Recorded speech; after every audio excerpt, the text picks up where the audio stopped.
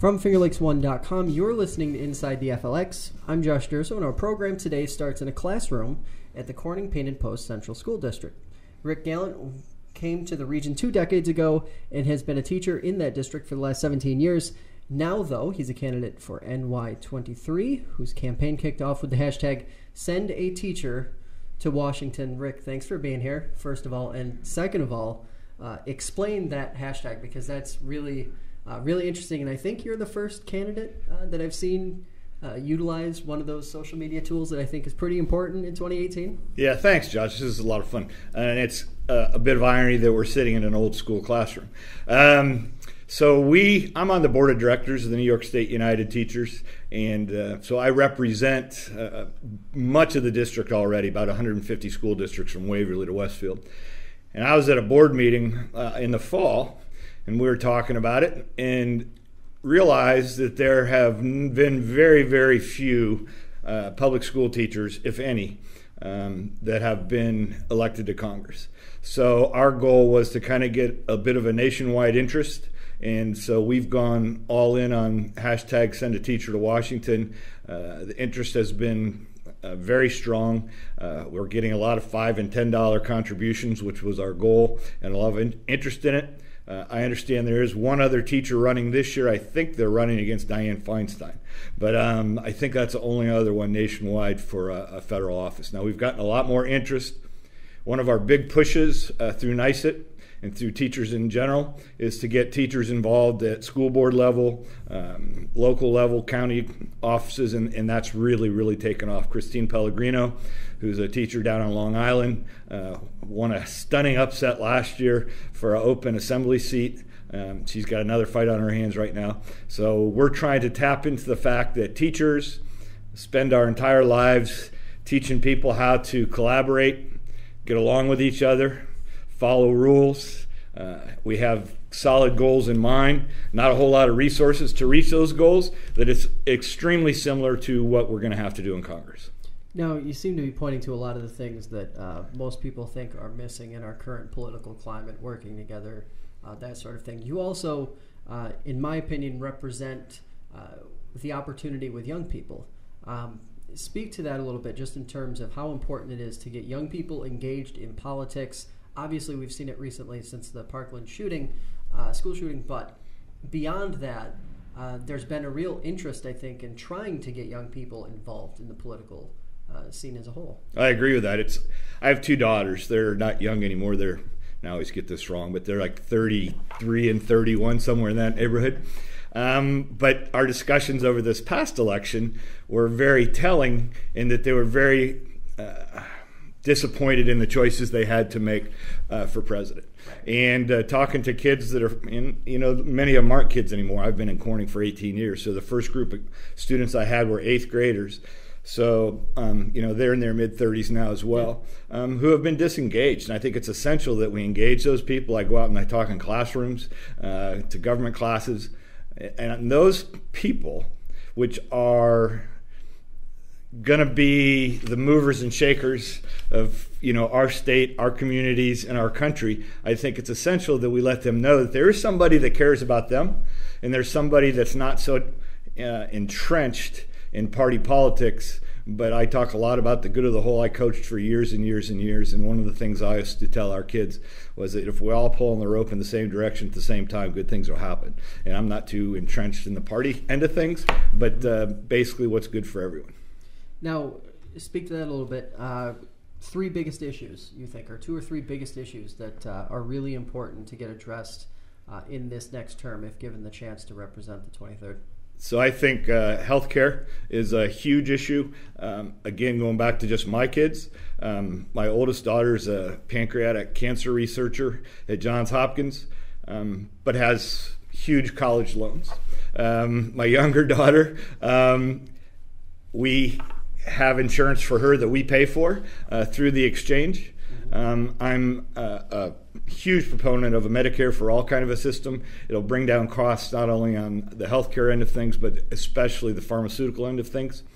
I think that's probably tops. And along with that, kind of the opioid crisis kind of falls right into that, where we are right now and where I live and in some of the rural parts of our district. Sadly, it's a terrible, terrible problem. I'm talk a lot. What really got me into this was the proposed budget that was coming out last spring and the cuts to all the things that I've held dear for my entire life.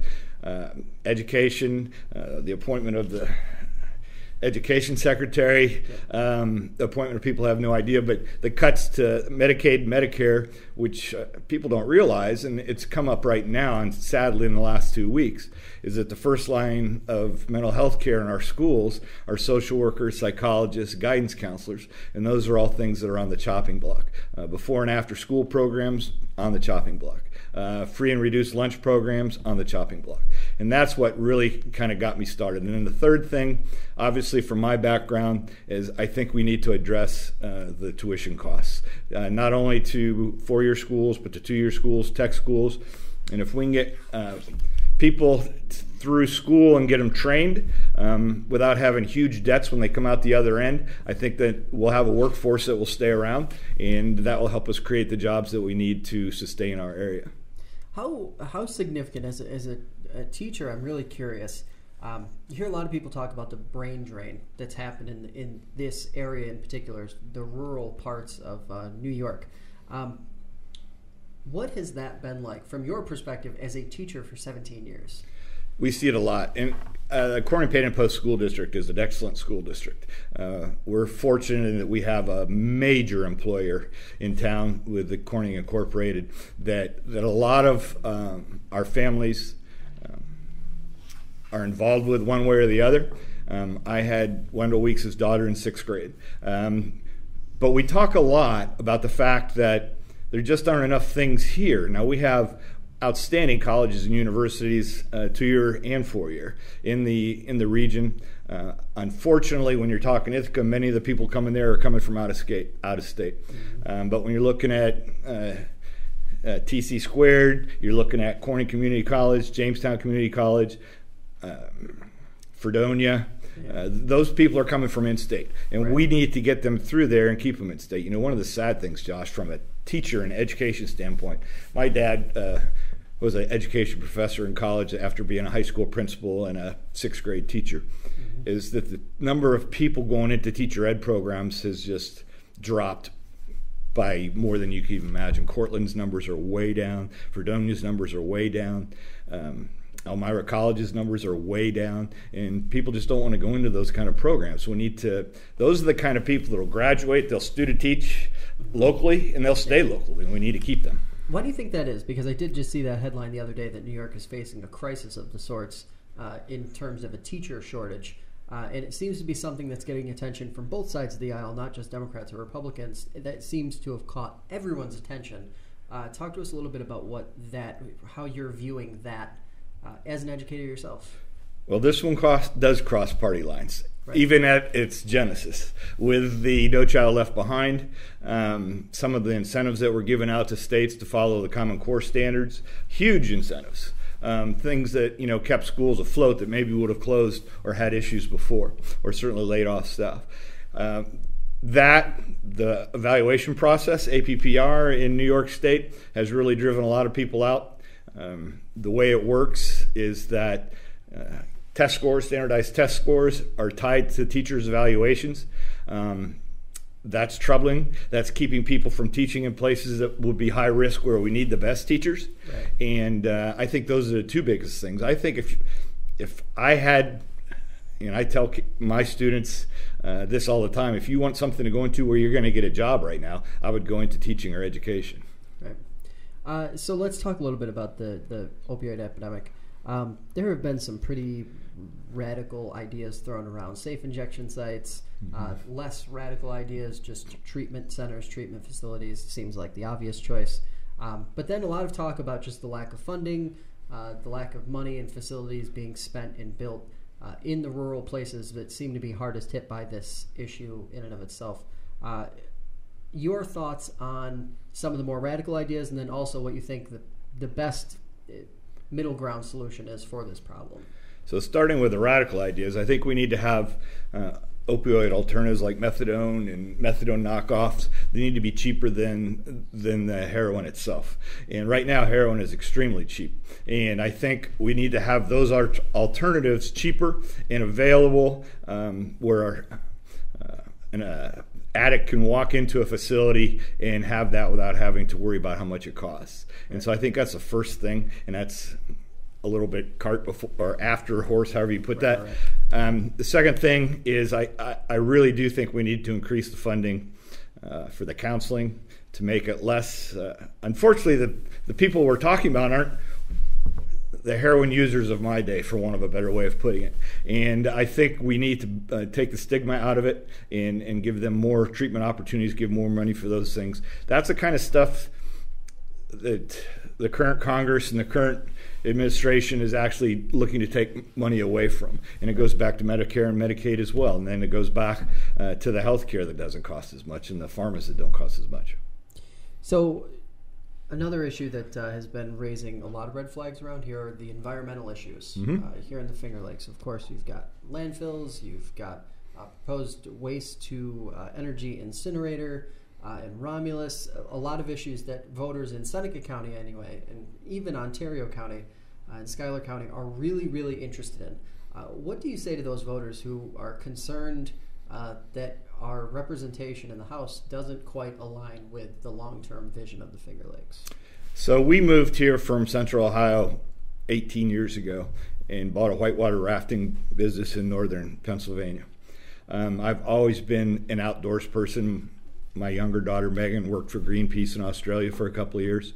I had lunch with a guy the other day that used to be an art teacher and administrator in our school district and a canoe partner of mine who's very involved with Gas Free Seneca. I think we have to protect ourselves. And I think self-interest is very important right now. And I think we have to put our foot down on the trash incinerators, the gas fracking, and the gas transport through the state. I think that if you can't, one of the things that will help with the trash burning issue, which is a novel idea to turn, basically gasification to turn rubbish into energy, which they do a lot of parts of the world. But I think if you can't recycle it, reuse it, or compost it, we shouldn't have it. So if we go to the root of things and put more incentives in that, I think it'll help a lot. But I'm all in on that. I think that our current congressperson is more interested in getting money from some of these companies that want to do that kind of thing, fossil fuel companies, the gas companies. And I think we really need to put our foot down and take care of ourselves first. Just curious, this just popped into my head because I was panning through the headlines yesterday. Plastic bag ban. That's something that tends to come up it seems like every 6 months or so it pops up. Someone said, this is something we could probably do that'd be pretty easy to cut down on the amount of plastics that are out there. Your thoughts on that? I'm curious because it does seem to get a little bit polarized, even though it does seem not very invasive in the grand scheme of things. Yeah, go figure. Paper versus plastic. How the simplest things are the ones with the most controversy. But I don't know about you, but in that drawer under our sink, we've got a million of those shopping bags. Yep. And when they ask me now, I say, no thanks, I got plenty of lunch bags. But I think that's a great idea. It's a simple place to stop. We didn't have them before. So even if we have to pay a penny more, for 10 grocery items, because we're getting paper bags instead of plastic, I think that's a very simple solution. I think it's a place to start, and it goes back even around here where we have the lakes and the beautiful streams and rivers. It's even the six-pack plastic things that we have to find alternatives for. There's very simple steps to start with that I think wouldn't be too painful for people. What does that say about our political climate right now, that even something as simple as a plastic bag can create so much controversy? That's what's really sad about it. It's a plastic bag after all. Exactly. And the sad part is, I'm afraid that it comes down to whether you have an R after your name or a D after your name, when they show these people on TV. And that's, it's baby steps. If we're going to get along to solve some of the bigger problems, I think the ones that I think are very simple, we should be able to take care of and take care of them unilaterally and bipartisanly quickly. Yeah. So I do want to dive into the whole polarization of politics here in a couple minutes. But first, a lot of people are concerned about the health of small businesses in the region, and also the lack of attractiveness that the region has to large corporations. Obviously, that's a New York issue, more to do with the state administration rather than our representatives in Congress. But I'm curious about what your feelings are on that sort of stigma that's attached to Central New York, the Finger Lakes. So Ian's a great example of this. Ian Golden, who has a couple of running stores, small businesses, might employ, 15 or 20 people. I'm not even sure. I'm sure he told you when he talked. Yep.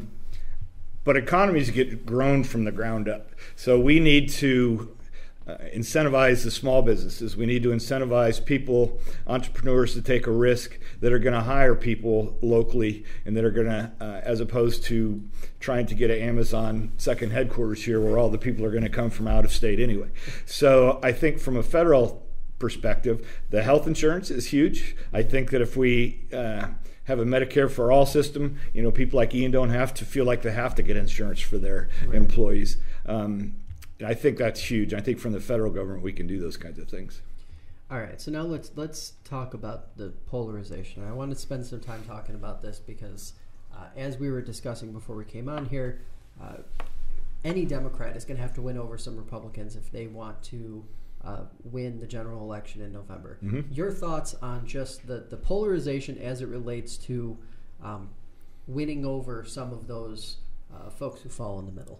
So, the numbers are about, 12 to 13% more registered Democrats, but you have a significant number of undeclareds that kind of bridges that gap. And then I like to think that we have Republicans who have common sense. So I think we have to focus on, I don't want to say focus on the middle because we have a base that we don't want to alienate as well, but we have to be people of a common sense. And I think as I go back to talking about, we have to take care of ourselves first, and we have to be able to reach out to people who may have slightly different views on slightly different issues. Right. We can't let those issues, whether it be guns, for instance, polarize us. And I think that's the advantage that I have doing what I do as a teacher and have for all those years, and representing who I represent through NYSET, where I travel extensively to the little towns. I don't represent South Seneca or you guys up here, but I come just south of that. Right. And I have the front porch and the back porch and the living rooms of people on both sides. I can't tell you how many people I run into say that I'm a Republican. Is it too late to switch to a Democrat to vote for you in the primary? And I say, yeah, it is. But I'll need your help in November. But I think we have to, in this past presidential year, from a Democratic standpoint, we have to bridge that gap as well. We still see a lot of the Hillary versus Bernie issue. I had to talk my daughter out of voting for a third-party candidate in Pennsylvania because Pennsylvania was one of the swing states. I think it's essential that people look at the candidates and say, that person is going to represent me, regardless of whether, again, they have that D after their name or their R after the name. So another question on this front. Obviously, the Second Amendment is one of those really polarized. You mentioned it, mm-hmm. Especially after the shooting in Florida, arming teachers, changing the Second Amendment. There are so many different things being discussed, and they seem to all fall at the edges right. of the spectrum. How does someone come in and sit in the middle and try to rein everyone else in to sort of come up with a viable solution, something that can actually get done? Because that seems to be the thing that people are most concerned about. It isn't the lack of action as much as it is the stuck in the mud at both ends of the spectrum. Right, and a lot of that's money. I mean, it's the NRA is one of the top 10, lobbying groups with money.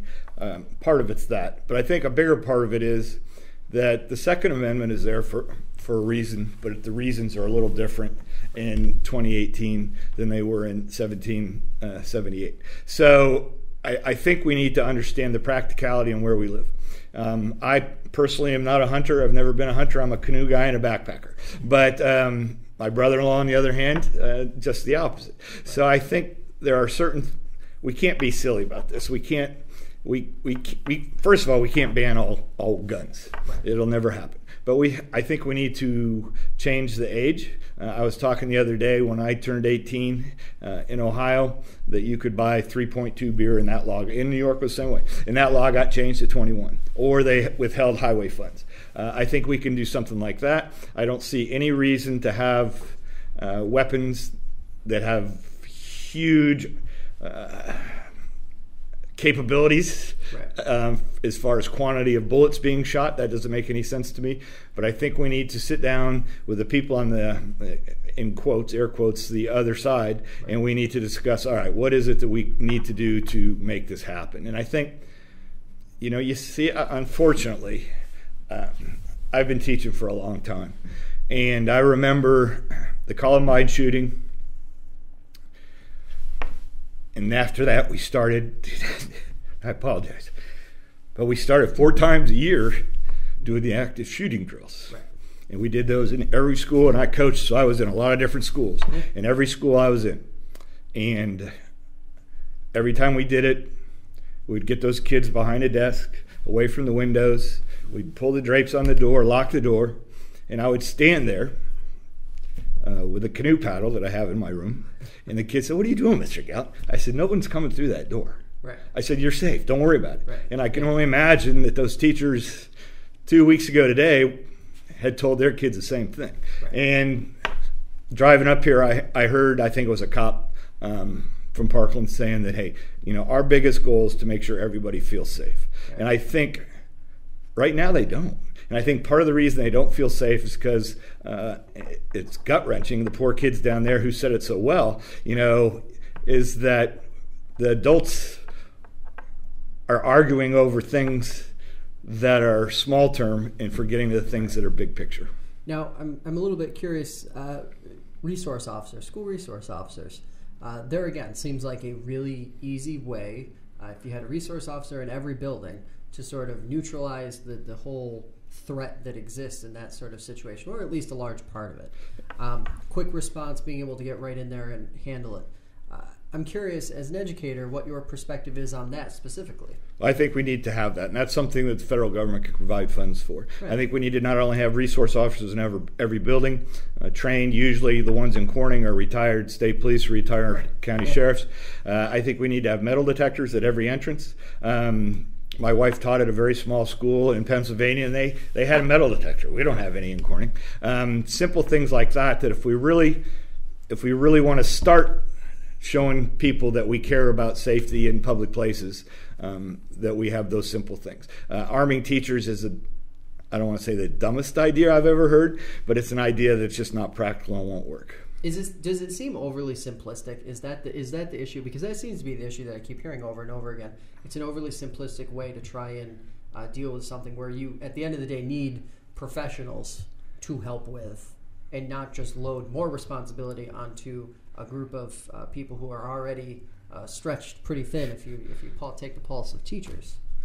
That's very well put. So just what we need is now to have to worry about pack and heat, being trained for it. There's a great political cartoon, I think it was in yesterday's paper, of the elderly woman teacher that we all had in elementary school saying, "Josh, you will pay attention," and with the gun out. Yeah. But I think that's attacking the problem from the back end, and I think we need to attack the problem from the front end. How difficult do those really polarizing topics make to run a campaign like the one you're running right now? Because it seems like if you take out a few of these really polarizing issues, everyone's pretty much in the same place on the others. Yeah, I agree with that. We're very similar. I think it really comes down to is people vote for people who they like, and they vote for people who they know, and they vote for people who are like them.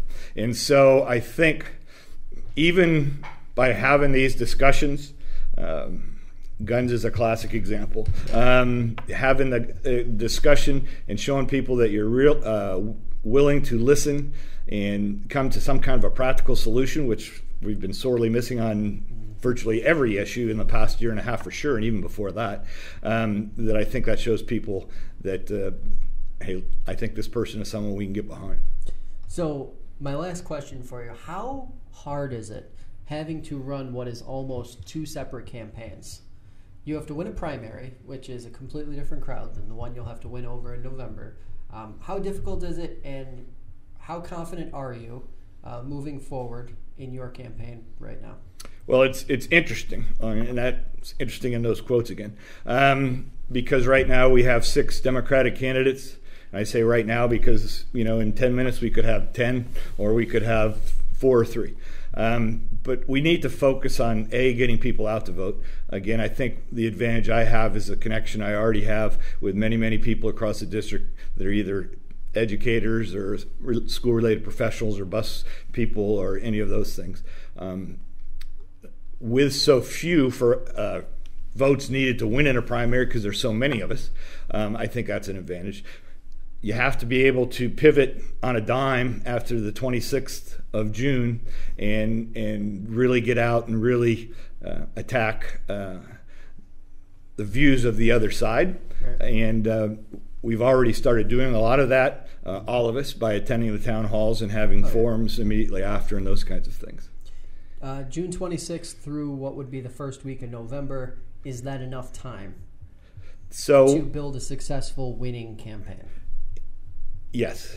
I think the key, first of all, as everybody I'm sure has told you, it's extremely difficult to raise money because you can't fault people for this, that they want to see who's coming out the other end in June before they're willing to commit their money to it. That's good news and that's bad news. The good news is that none of us have any. The bad news is that none of us have any. But things like with the Read Free 23 group that's collecting contributions to go to whoever the primary winner is at the end is going to be huge. I think because we've already spent so many days campaigning. I declared my candidacy on May 22nd of last year, that people have gotten a chance to see us, whether they be Democrat, Independent, Republican, Green, workers, whatever. So we've had an opportunity to do that. Whereas, and I assume that Mr. Reed will be the only one coming out the other side, but that may not be a fair assumption to make. He hasn't had those opportunities. Right. Your belief in terms of the entire party, including the candidates, rallying behind one person after the primary. Well, that question confidence level. That question comes up at every forum. Mm-hmm. We all have different groups, as it will, that we're closely tied with. With NYSET, I was very NYSET, AFT, NEA have all endorsed me. But anyway, I worked very closely with them on the Nate Shinagawa race, the Martha Robertson race, and the John Plum race. I see no reason that if Rick Gallant is not the candidate, that Rick Gallant won't work for, and I hate to go third person on you there, but that we won't, do that for whoever comes out the other end. I'm fairly confident that most of us will do that. All right, well, I really appreciate you coming in today. Let our listeners know where they can connect with you, whether it be on Facebook, your website, or even on Twitter. I believe you're on Twitter also, right? We are, yep. There's a bunch of ways. RickGallantForCongress.com is our website. At Rick Gallant for Congress, Twitter, Rick Gallant for Congress, Facebook. I will give you my phone number, which is 607-542-1115. People can text me, give me a call, and I'd be glad to discuss anything anybody wants to discuss. And I appreciate you giving me a chance to do this today. All right, well, thanks for coming in, and best of luck moving forward. Thank you so much. Well, that's going to do it for us today. I'd like to thank Rick, our listeners, and of course, FingerLakes1.com for making today's program possible. Inside the FLX airs Sundays at 7 p.m. on Spectrum Channel 1304 and is available on iTunes, Stitcher, and the FingerLakes1.com app. Thanks for listening, and we will catch you next time.